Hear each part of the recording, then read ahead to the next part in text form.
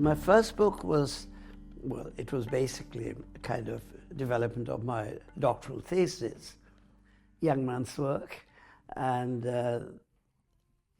this one was very long. And I feel it's like one of my children who is not very, well, and special fondness for it because it's suffered lots of things. Much My Monster became best known. That's, very widely regarded as one of the key texts of the 20th century, but that's different. But this was my love because I as a painter, as an Indian, I really, felt that was the subject I wanted to, develop. And so you've seen pictures of my wife. She said, why don't you now work on, Indian painters, modern painters, because you're a painter. I said, yes, why not? That's how it started. It took a long time. The last one, Triumph of Modernism, is just shorter, much shorter. But my great, totally unrealistic plan was to do the whole thing from 1850 to 1947. Can't do it because nobody's going to buy, you wouldn't find a publisher. But also, what I felt that, Indian art from the beginning, this kind of missionary activity, I wanted to establish Indian art within, field of, art history. And in a way, I was very fortunate, I worked with E.H. Gombrich, and that was absolutely amazing. I came to London to do history degree because I couldn't go to Paris to paint, so disappointed. So I painted in the evenings, St. Martin's, and during the day I did my undergraduate degree. And my first lecture was by this man I'd never heard of, and absolutely bowled me over, Ernst Gombrich, and his whole interpretation of Hegel, so different from what I was used to as a student and very much interested in Marxism. He absolutely gave a very, very different take on it. It was wonderful. And then I said, who is this man? I read his Art and Illusion, which I found very impressive. I got to know him as an undergraduate in London, invited him, but the great man came and chatted very happily about things. So we got to know each other a little bit. And then when I finished my undergraduate degree, honours, yet the final time I said, I'm not going to do any more academic work, I'm going to be a painter. And the secretary at the Slate said, yes, absolutely, I support you. So that year, a new degree course came in, and I couldn't get in because I was a mature student. And final straw was I couldn't get a grant. Their excuse was, you did too well in your undergraduate degree. To get a grant? Sorry? Too well to get a grant? Yeah. Well, I did get a first and a prize, but I was even prepared to forego that to paint. But it didn't happen. Perhaps I'm not that committed, I don't know. Faint-hearted. Again, Swasti, my wife, said, I'll support you, because she had a job at Cambridge soon after we finished. I couldn't. So Swasti pushed me and said, well, go and see Gombrich. She hadn't met him, and she was very impressed. I said, no, I wouldn't see him because you can't see him. He's one of those people at that time, is amazing. Slate professor at Oxford, Slate professor at Cambridge, Slate professor in London. Chair of history faculty in London and various other things, Director Warburg. I mean, he gave lectures and 3 halls were filled. You couldn't get in. I tried to get in once half an hour before. But I went to see him. And very hesitantly, I said, I would like to work on Paul Klee. He said, yes, that's a very good idea. And he said, yes, he's a very fine painter. And actually, Gombrich liked Klee. But he said, but for that, you need to go to Anthony Blount. You know who he is, and it didn't elaborate. So that was interesting. It didn't happen.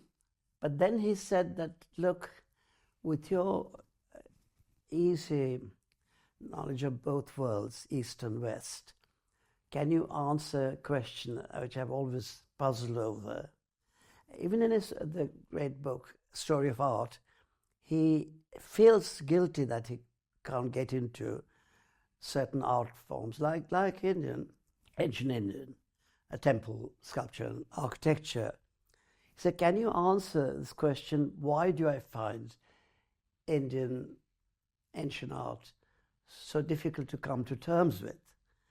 It's a florid taste. I mean, I really don't know what to make of it. So that was the beginning of my research. And I had to try and answer him in Multiple and Monsters. I don't know whether he accepted the answer, but my last line in that book is about, trying to answer the question. So that's how it started. Then I started to think about the next project, Art and Nationalism in Colonial India. You see, what was interesting about it is that people hardly knew anything about that period. There's tremendous prejudice. Somebody who was friend once, K.G. Subramanian, later did a review which was very critical of the fact that I even took Ravi Verma seriously. Before he sort of, about my work, he said lots of things. So scales fell off his heart. It was silly because I wasn't trying to say whether it's good or bad, although I do like some of his work. He was very important, serious artist. And so I tried to get to find out where Verma was or his background. I was sent everywhere, eventually Bangalore, and then Trivandrum. That's where, of course, it took a long time. I was like a sort of leech. I never let go. I eventually managed to find the families in Bangalore and the family in one of the closest families in Trivandrum. And it's wonderful. I mean, I got to know them and they're very kind and so on. And so I got a lot of information. Being pioneering kind of in this field, it wasn't always easy. And I feel that my work isn't perfect. There are lots of flaws, little things, but that's not the point. I wanted to ask new questions, but I want all the younger people or whatever others to take up. I hope that's happened, and that makes me happy about it.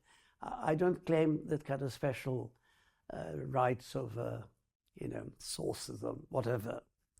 But anyway, so that's how it started. Do you feel like there are enough texts on some of these areas of painting? Do you think there is enough research being done into it? You mean these Bengal School, or not necessarily just the Bengal School, but I feel that today there is an awful lot of people that are researching these fields and that are looking into the histories of a lot of these artists who are or were in obscurity.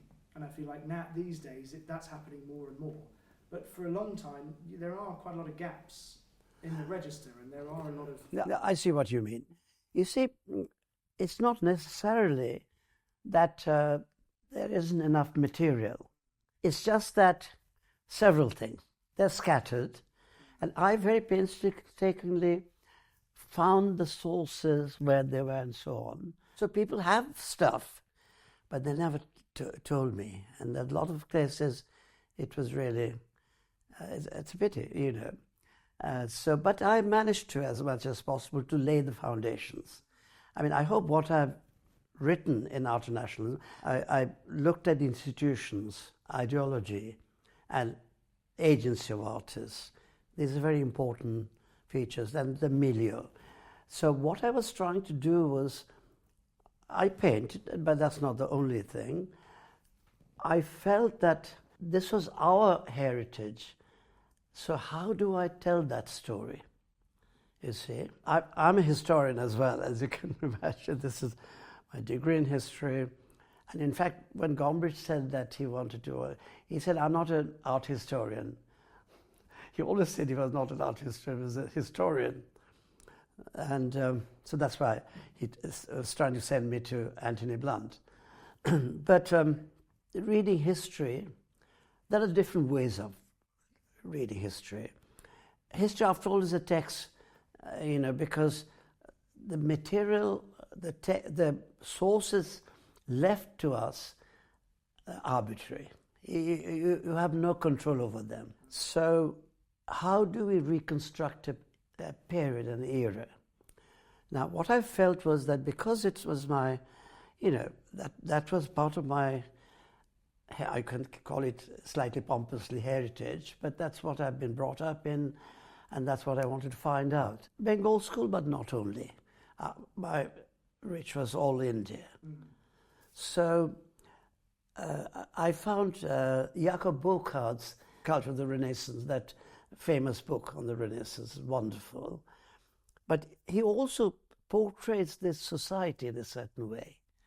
So I asked myself, how can I do it? And that's how I began to structure my thoughts. And I felt that, you can't deny. And I'm not here either to, I wasn't there to either criticize or to praise, but westernization, colonial imposition of, Western teaching methods, all these things happened. And there was always a tension between westernization and, you might say, nationalist resistance. And that's the interesting story. So I always feel it either is wrong or right. The academic artists in India were serious, very interesting people. And Ravi Verma thought of himself as a nationalist, recreating the past, imagining the past, taking us back to Indian antiquity. And then he was right. He was later discredited by modernists and others. But that's for different reasons then. I'm not an art critic or polemicist, so to me that's not as important, because you have to try and ask yourself. Other thing is that you are much better at it, I'm sure. Connoisseurship, identification, taste, and so on. But that's not my primary purpose. Art is a product of culture. It's something which tells you a lot about those who have created it and for whom this was created. So and the society in which it was created. Yes, of course, absolutely. But not in a very overt doctrinaire Marxist sense. But in fact, it is very interesting to think about wider cultural issues and art. I said a little bit about that in my fellowship acceptance as well. Rethinking. And I've been thinking a lot recently about reflecting on my own life, that what have I tried to do? So that's the thing. So I thought that how can I recreate and imagine and describe this whole milieu from, let's say, roughly from 1850s with the rise of Western academic art. By late 19th century, Indian taste was thoroughly Victorian. No question about that. And let's not forget, it's not only the bourgeoisie or the upper classes or the nobility. Ordinary person. Why? Because they had access to Ravi Verma's prints. Very important influence. And they came to love and appreciate things that look real. And it's a new learning process, a vision, you see. That's everything is a convention. Illusionism is also convention, Renaissance art. But some are more convincing than others, of Of course, art has different objectives. You can't ask the same question of a Rajasthani painting, which is wonderful, with its beautiful arrangement of colors and lines, because that's not what they were trying to do. So that kind of thing. We have to ask the specific cases of a cultural context. One of the great problems or weaknesses of colonial art history, beginning with the architecture historian James Ferguson, a great man, many years, but I've been very critical of him because his whole writing is based on taste which was his, but internalized to see it as universal. Everybody, liked that kind of thing, which is rubbish.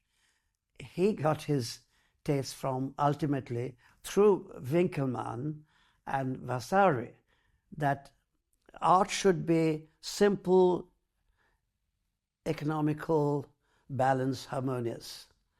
Baroque art isn't like that, full of power, imagination, excess. So it depends on the particular artistic tradition you're looking at. So you can't ask the same question about all forms of art. That was their weakness. So much more I want to say is about that, to really say that, Western taste, particularly from the Enlightenment onwards, kind of had spread around the world. But the thing is that it was also taken as that's the norm, and that's not the norm. So these things I began to explore more, in detail. But I'm also fascinated with actual stories, what they're trying to do. Apart from the institution, which is colonial institutions, first time in India, art schools, art societies, and the reading public, reading newspapers, creation of taste, public taste, public taste, that replaced aristocratic taste and the limited kind of, they're called sort of more applied arts or kind of lesser arts, but it's not true. These painters were wonderful, but they're tied to the royal patronage. Ravi was one of the first to break out of it, although he was a princeling, and tried to establish artists as an independent person, depending on newspaper writings and the kind of public taste. So that was interesting. That was something I felt was interesting, the institutions. Total transformation of Indian art from the earlier pre-colonial to colonial period. And talking of those institutions, the Calcutta School of Art, with which several of these artists were associated, E.B. Havell was a very important figure in the development. Well, I can tell you a bit about that. What happened was, about the 1850s, the Raj decided to really set up art schools in, let me use the old names, Calcutta, Bombay and Madras, the three of the earliest. And their aim, the Raj aim, was to train artisans by teaching them how to draw properly, in other words, naturalistic drawing. They said that amazing Indian taste, so wonderful, as shown in 1851 Great London Exhibition. But they lacked this ability to draw. So you must keep their taste but improve with our science, because that doesn't happen. Once you take European drawing, as it were, you can't also go back to old taste. But other thing was that artisans didn't have the money. There's a very nominal fee at the art school, some paisas, but they didn't have that either. They really were poor. So what happens? Immediately, this new English literate boys from families, they took up this whole thing with alacrity. Absolutely loved this new, mode of drawing, And whole artistic thing. Let me take quickly Bombay's art society, very important. Just to give an example, Dhurandhar, a very important painter, he had a visit to the art school, JJ school. He said all night he couldn't sleep. He kept imagining these wonderful sculptures, these Greek, sculptures. So he immediately decided to become a painter. And his lifelong obsession, you might say, was figure drawing and painting. Okay. But Calcutta too had, of course, early, beginnings of art school and then proper art school set up. Initially, of course, very Western. The governor of Bengal personally donated Victorian paintings to the kind of art gallery of the school. And on the whole, everybody approved of it. But this is the interesting. I said that Victorian taste pervaded India. But you must remember that by the late, second half of the 19th century, gradually nationalist sentiments were burgeoning. If you look at the West, this national sentiment received a lot of encouragement because the West had become disillusioned with industrial revolution, terrible situation in Britain, all the kind of misery, the kind of belching smoke and so on. And great thinkers like Ruskin and William Morris absolutely excoriated, industrial society and civilization. And this other thing about progress and materialism, that's what the West stands for. That's something theosophists, one, and other thinkers rejected. This fitted very well with Indian aspirations. 1893, Swami Vivekananda, the great Bengali monk who went from Calcutta all the way with subscription to Chicago World Congress of Religions. And he was hardly known. There are lots of other representatives of Indian religions, Buddhism, etc., etc., etc. He was a very charismatic figure. Have you seen his pictures? Very fiery eyes, wonderful looking. He stood up, and the first thing he did was to address the audience, my brothers and sisters in America. Absolutely wowed everybody. He became so well known, and people flocked to him. They wanted to learn about Hinduism and so on. But he had this, he knew about Vedanta, which is the kind of late interpretation of the Vedas, but also in the religion, Upanishads, the philosophical aspects. Anyway, he became a very important figure all over. And then let's come to what happens at the art school. Meanwhile, art teachers, particularly E.B. Havell, who was an Englishman, English art teacher, he had by this time been quite influenced by William Morris. And they had begun to reject, again, this, Renaissance art, that it's materialistic, it's too realistic, it doesn't allow for imagination. Plato's idea of objects lying beyond the senses. William Morris's ideas affected a lot of Europeans, I have to say. It's a very powerful influence. So when Havell comes to India, first in Madras, he did a lot for crafts, comes to Calcutta, he's already very much against Renaissance art. And then he learned about Indian art, and he said, no, I have to reform the art school. He was quite a man with quite strong views and will. First he said, we must start to change teaching methods. We have to bring in more Indian methods. And let the boys, there were no girls until later, let the boys look at Mughal art, other art, and see what their country had produced. And he also apparently had sold off quite a bit of the paintings which were given by these high officials. It's really interesting. I mean, gosh. And then when he started his art teaching, pedagogy, students went on strike. The students always went on strike in particularly Calcutta.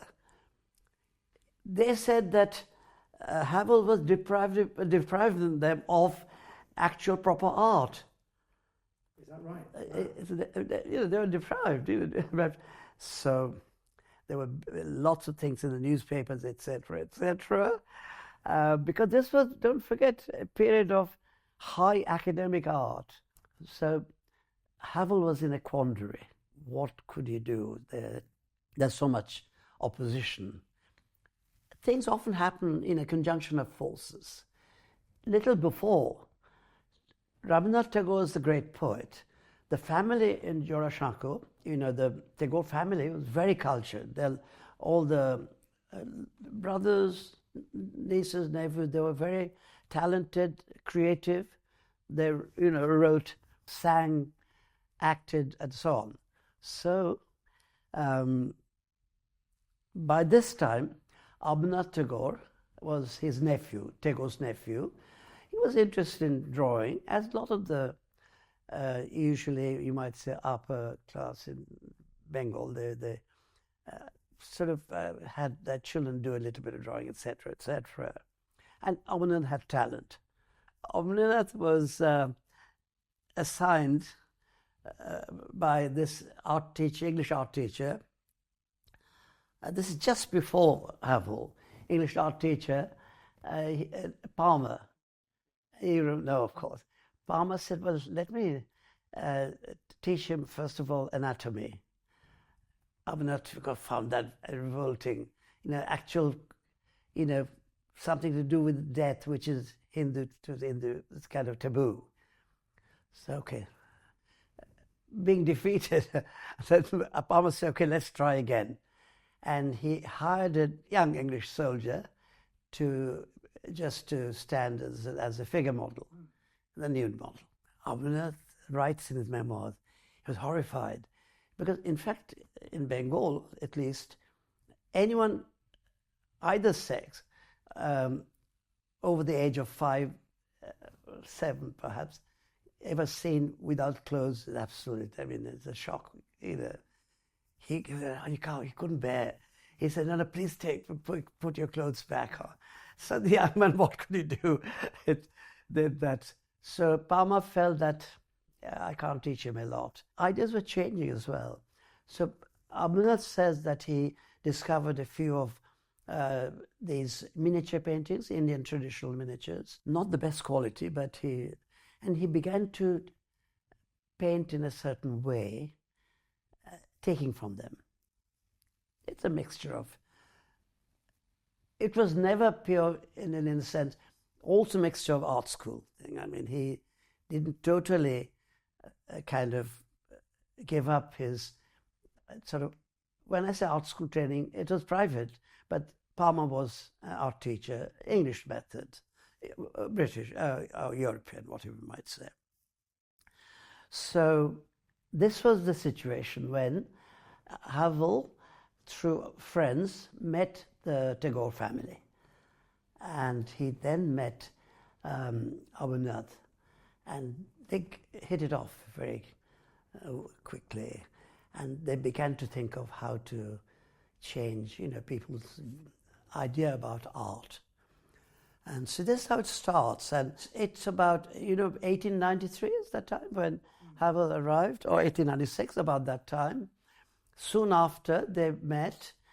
Now, his first paintings, oils as well as watercolor, they were more sort of mixture of things. The aim was to revive pre-colonial art, and Mughal was the most famous one. So Abanindranath tried to give that impression by in painting, not following Mughal painting, but using, doing detailed studies of, in this painting, Last Moments of Shah Jahan, you know, that famous one, copying the pietre dure decoration. But the whole thing was very Victorian. But he writes that he found oil very unsympathetic to his own feeling. He didn't like oils at all. What happened at this time is very interesting, and your very important painting, you're showing the music party. And I have a feeling it went also through different stages. That's the earliest which, Blount. He began to then think about, how do we move from the earlier period and the early kind of, paintings. 1900, something very important happened. From the late 19th century, a movement began which you might call Pan-Asian movement. The main thing was Europeans were materialistic, progressive, yes, they're successful, but we in the West are spiritual, and that's better. It started Japan, but one of the main figures was Rabindranath Tagore. And in Japan, this very well-known early teacher and theoretician, Okakura Kakuzo Tenshin, a fighter as well. Japan had become totally westernized. Fontanesi had totally transformed Japanese painting in his art school. So by that time, traditional Japanese painting had it couldn't make a living anymore. So the revival starts against it. A bit like Havel, Ernest Fenollosa was in Japan, an American philosopher, academic, but he began to, with Okakura, assert that Japanese painting, Japanese art is different, and we have to go back to that. That's how Okakura starts. He also was interested in taking Vivekananda back to Japan, but Vivekananda died at age 32, so far too young. Anyway, Okakura had tremendous battles in Tokyo over these different styles of art.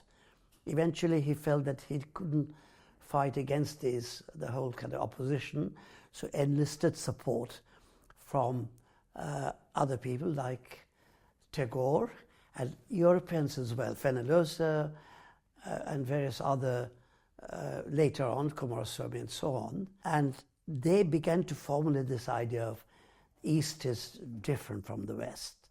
The whole of Asia is one, which is a wonderful myth because it's not true. The whole of Asia is not one. They're all very different, aren't they? Iran, Japan, China, India.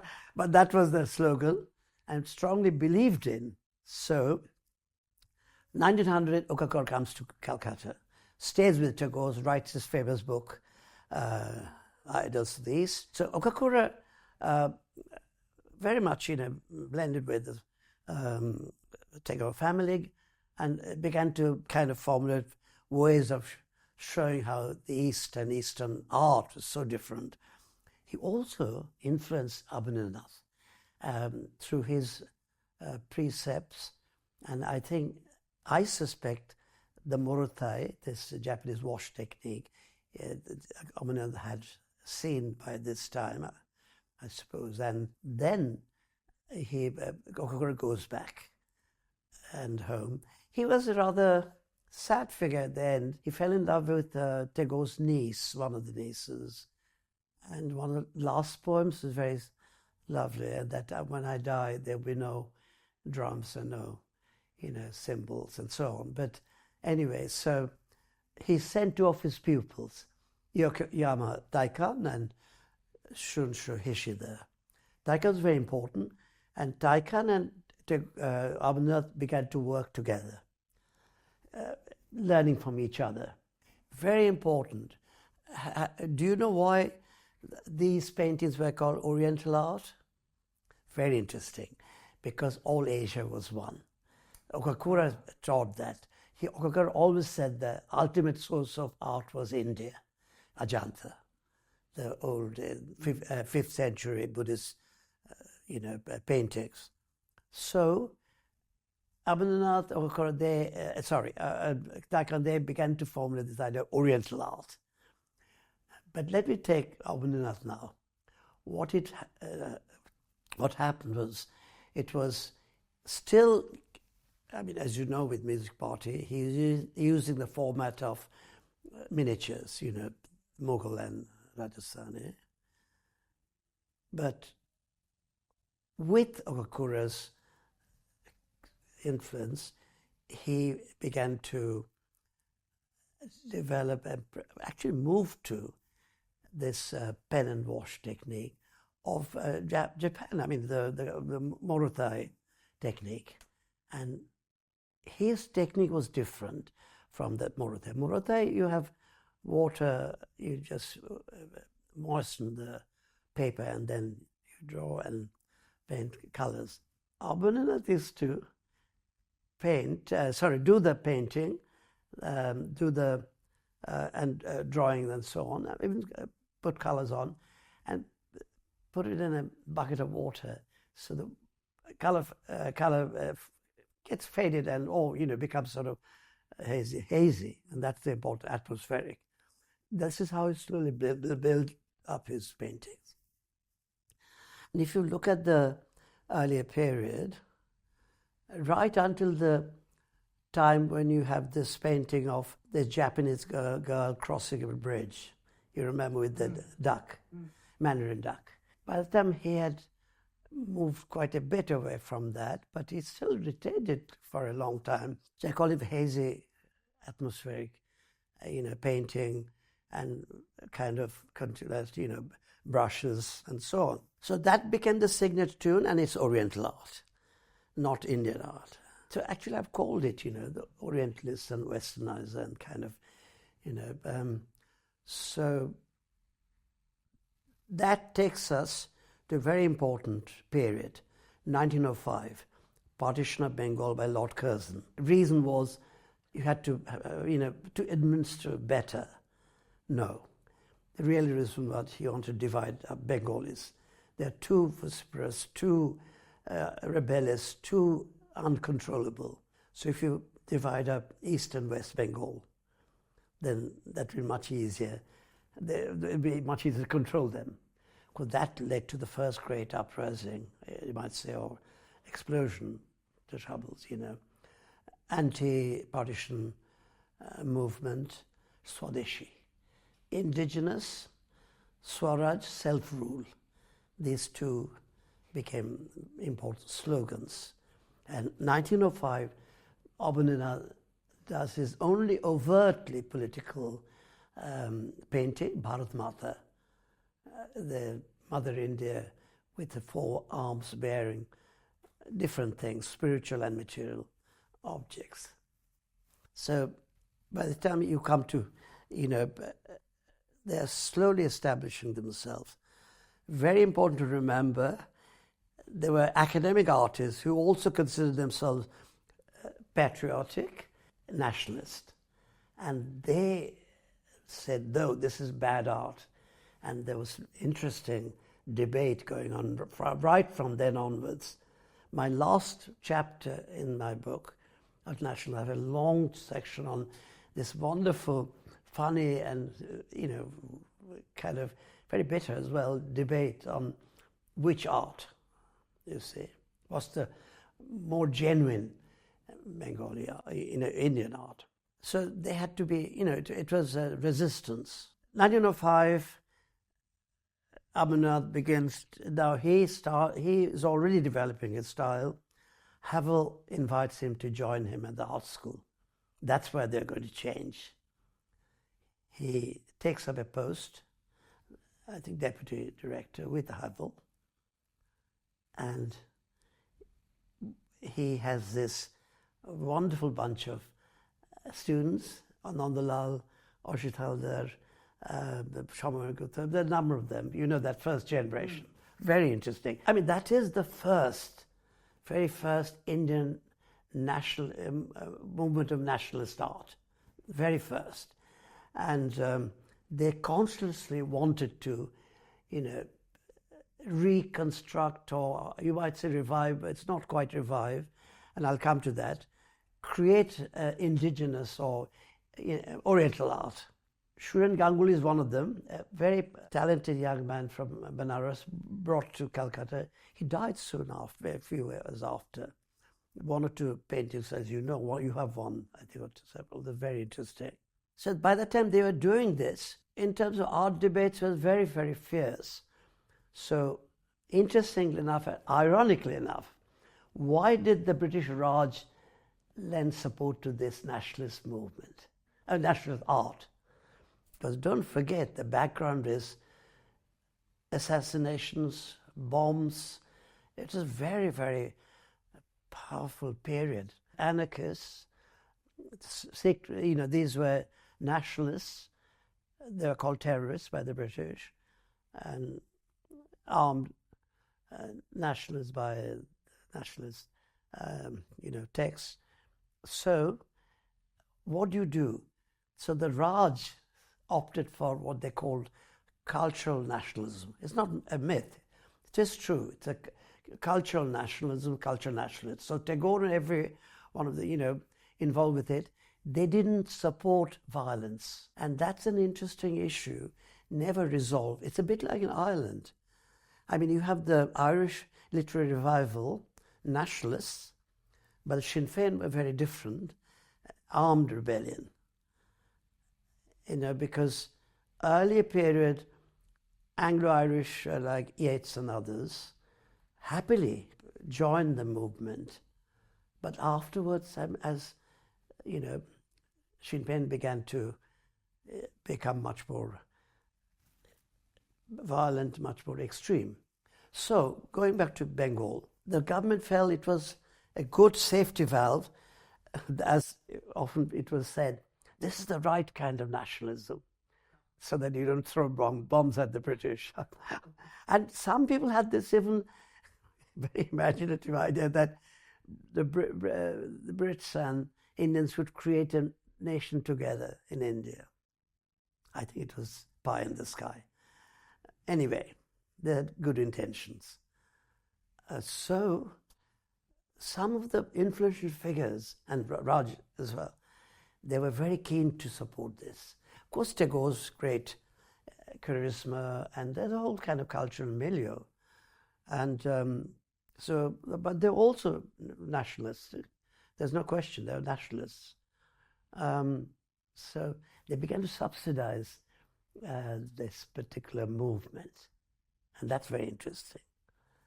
And in some ways, the academic artists began to lose out, of course. Because a little later, all the major art schools in India were run by Abanindranath's pupils, everywhere. Lahore, Allahabad, you name it, Lucknow, Jaipur, you name it, everywhere. From the beginning, and I've talked about this in my book, astute in how do we push this art, even make it internationally famous. So earliest effort by Havel were two very important essays very early on, absolutely early 20th century, introducing in the studio, studio magazine. But then they began to think that how do we, develop this idea that it's a very important, there's a structure so they can further the progress of this kind of art. Eventually, they started to think about art society. Now, that's not original. Bombay Art Society, Simla Art Society, they were already there. But this was different in a sense. It was going to be entirely a society for the furtherance of nationalist art, what's seen as Oriental art. You saw a Indian Society of Oriental Art. That's again rather interesting. Why Oriental art? So, I think Abanindranath and Abanindranath as well, I think at some stage, Blount, Thornton, those were the first to think about this. And then, 1909, they founded the society. And that became quite powerful. That, as you know, reproductions, prints sold widely to disseminate knowledge of Oriental art. Well, two of these paintings were reproduced by the society. Oh gosh, a lot of them, yeah, indeed. Yeah. And there's a whole series, Ramananda Chatterjee's series. There's a lot. I have a few, but I mean, yes, absolutely. But again, this is not entirely new. Early 20th century, journalism was very important. And Ramananda Chatterjee was very enterprising,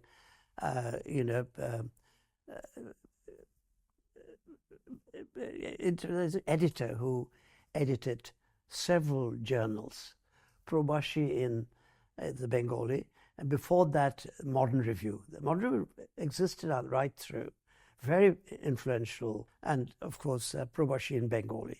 Seeing his work, Probashi, number of enterprising people started their own journals or illustrated magazines, as it were. But these were, quite serious, full of serious articles as well.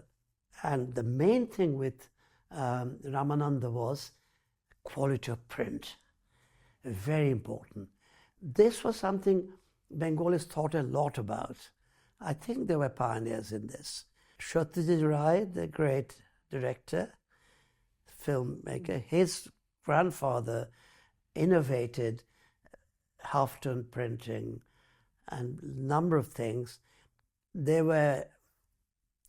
published his article in Penrose Annual. I have to say he was very inventive. One of his inventions was taken over by, Englishmen, and without acknowledgement. Anyway, he was quite more like, he enjoyed so much doing his things. He didn't object to it, but you see, so that's the thing. By this time, early 20th century, high quality reproductions in these Bengali journals are becoming very popular. Originally, they're of European painting, of course, Victorian painting, yes, there's a lot there. And even Ramananda initially, he was a nationalist, greatly admired European academic art. But he changed when he learned about Oriental art, became a great champion. So all these color prints, very highly printed, actually they're better than they are today. For Bengali journalists don't have that kind of high quality print anymore, which there used to be in the early 20th century. So that's one thing. But the society was very important, had to have exhibitions. And they had a number of exhibitions, as you know. Not all the catalogues are easy to find. I found a few. The one for me is wonderful, this catalogue of 1922 exhibition, where there was an article by Stella Cranbridge, the art historian. In 1922, partly, of course, Tagore was so well known. Teachers and students of Bauhaus School of Design and Architecture wanted to send their paintings to Calcutta to be shown. So Indian Society of Oriental Art had this major exhibition of paintings, Bauhaus, Kandinsky, Clay and others, and next to that, Bengal School. And Cranbridge has a very important essay arguing why they're in spirit they're similar, not in style. So that was a very important event in world history of art. Sadly, in this time, 1922, high modernism, this exhibition was nowhere mentioned, yet it was known in Germany. That's how it happened. Forgotten many years. Until recently, I was involved with the Bauhaus from 2008 to 2019. There we excavated, we recreated that exhibition in 2013 at Dessau. But I've been talking to the Bauhaus and they took on board my idea of centering the Bauhaus and, as it were, decolonizing. So that's a very interesting project from 2008 to 2019. Very, very intense and very committed with the actual Bauhaus foundations. So that's how the Oriental Society of Oriental Art, Indian Society of Oriental Art, it started, it flourished. It showed a lot of painters, with a lot of Tagores as well. Women, Sunayani Devi, Pratima Devi, all these kind of relations, they were talented, shown.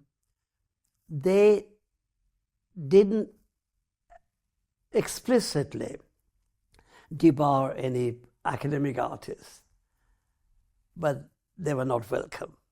A lone figure, poor man, Jamini Prasad Ganguly, J.P. Ganguly, the wonderful landscape painter. He was at art school, teacher.